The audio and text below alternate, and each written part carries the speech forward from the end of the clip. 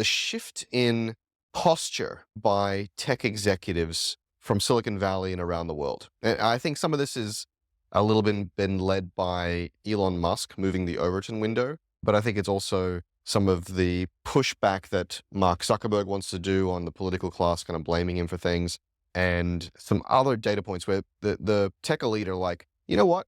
We actually have a lot of power here, and we actually need to be pushing for the changes we need and want.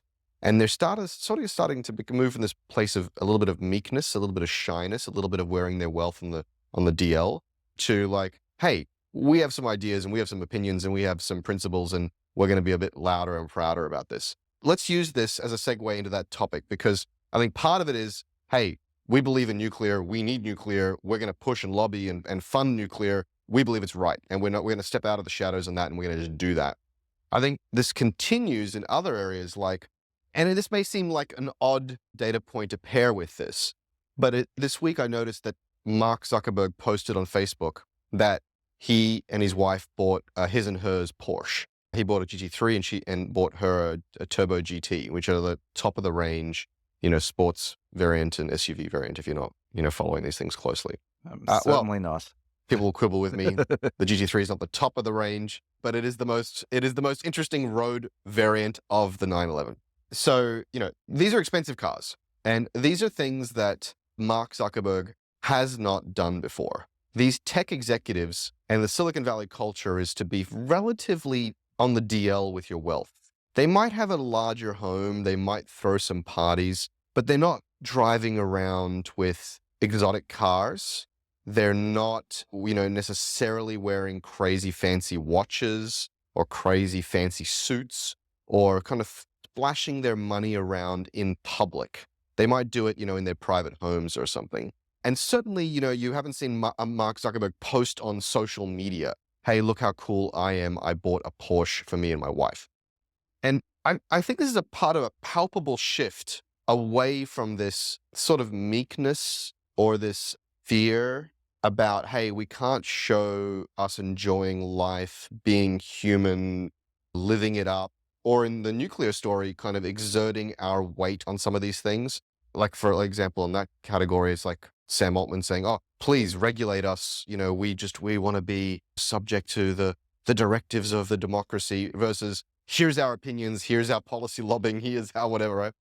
And so I just think this is really interesting. And I think it's healthy, actually, to communicate to the rest of the country and the rest of the world, hey, no, we care about money just like you guys. Hey, we have some opinions and ideas just like you guys. And hey, we're not being kind of Machiavellian about our power. We're being more upfront and direct about our power, for better or worse. And we want to join the conversation too. I think that's the positive spin on it anyway. Nev, are you seeing this shift? And what do you make of it? What do you think about this? Yeah, I mean, definitely seeing it, like, guys like Zuckerberg and before him, Jeff Bezos. I think powerful people, and they are very powerful people, eventually grow into their power. And I'm not saying that's necessarily a good thing. It is just a thing. And, I think it does correlate. I say correlate. I don't think it's like locked with, but it does correlate with this somewhat shift to the right amongst tech leaders that we've discussed previously on this podcast, where I think when I grew up in Google land, I don't know what it was like at Uber, but it was a very sort of left-wing progressive place where money was kind of a bit of a dirty secret. It's like, sure, we're printing money like nobody's business, but that's not what we're really about. We're really about changing the world. We're progressive. We don't like to flaunt our power. And I think at one point that was true. And then there was this very awkward adolescence where the people in power started exercising their power. I mentioned to you just before in the context of the previous story, Google became one of the most powerful lobbyists in Washington. But at the same time, the internal culture was one of, don't be evil. We just want to change the world. We don't care that much about money and all of that sort of thing, right? And that created a lot of employer-employee conflict and walkouts and goodness knows what. And I think that period of idealism, for better or for worse, is now largely extinguished, right? And so these are powerful organizations that make a lot of money, that wield a lot of power. The people at the head of those organizations are very wealthy and very powerful people. And they're now just kind of acting like it. They were already flexing their power in behind closed doors, but now they're just flaunting it a bit more. And yeah, like I said, I think to the extent that they were already behaving in that way, looking like what you are rather than being a wolf in sheep's clothing, I think is a positive development.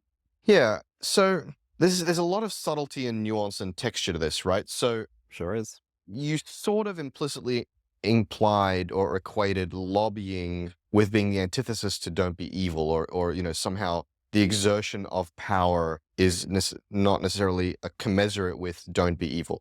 There's subtlety here, right? Lobbying is how the US system works.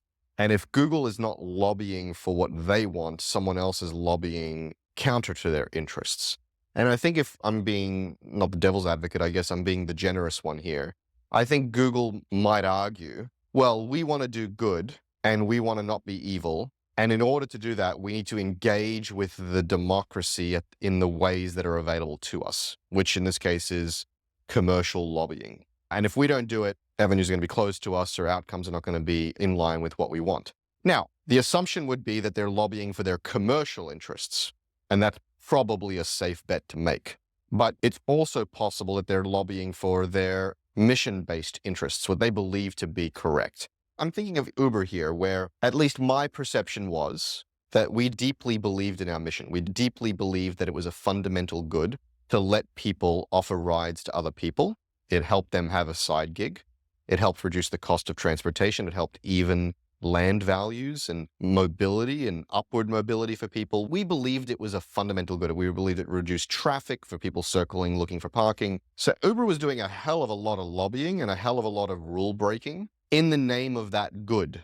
And we believed that commercial outcomes were aligned with that good, that we were breaking middlemen, cartels and breaking unnecessary friction in the law. And that was a good thing, that ethical did not equal lawful and vice versa. Maybe this was my naive interpretation or my naive drinking the Kool-Aid, and maybe I'm completely misaligned with what was happening in the senior most leadership at Uber. I don't know. But I'm just telling you, for someone that was inside Uber, that was my personal belief.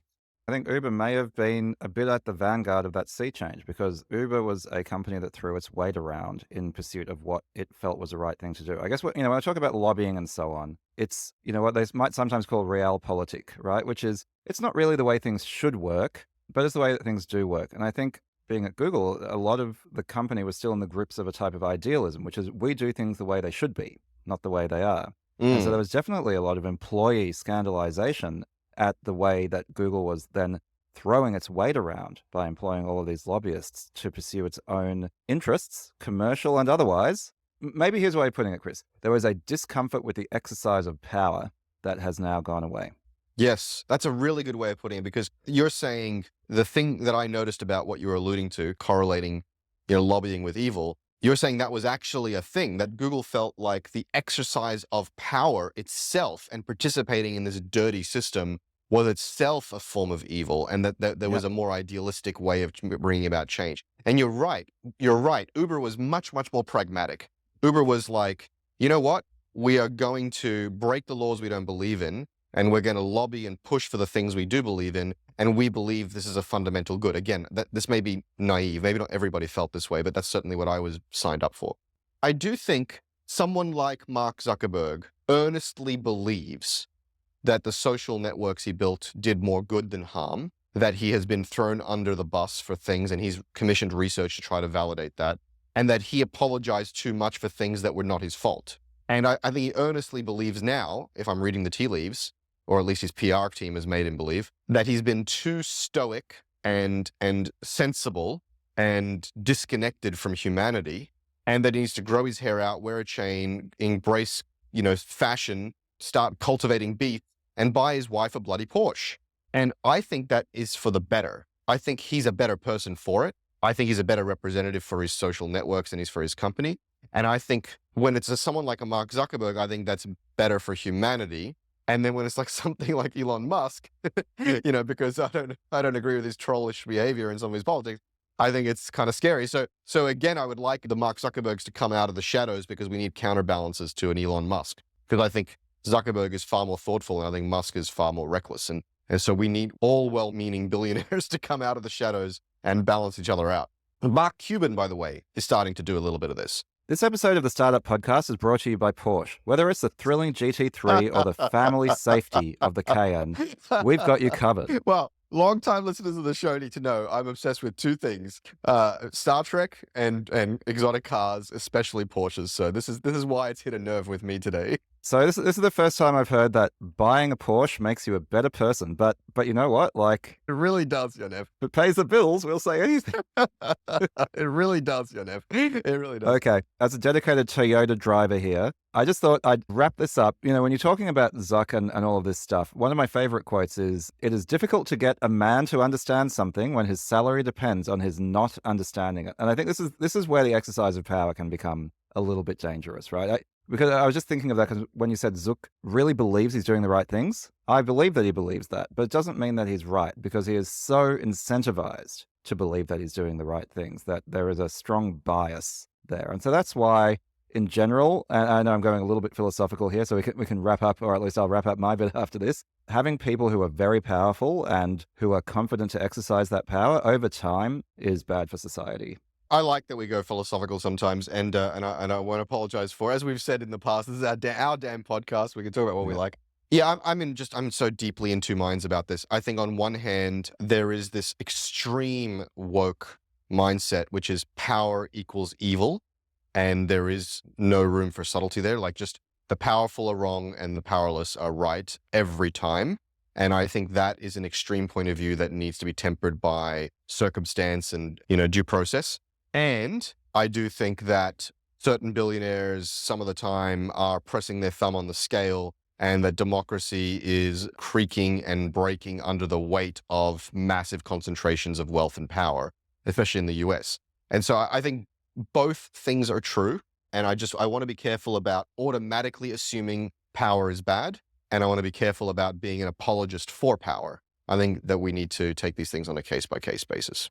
All right, those were our thoughts on founders kind of letting their hair out and showing a bit more of their wealth and pushing the levers of power a little more. Do you think this is a good phenomenon? Do you think it's basically being more transparent about their agenda? Or do you think this is a little bit scary and they're really misusing their power and subverting democracy in some way?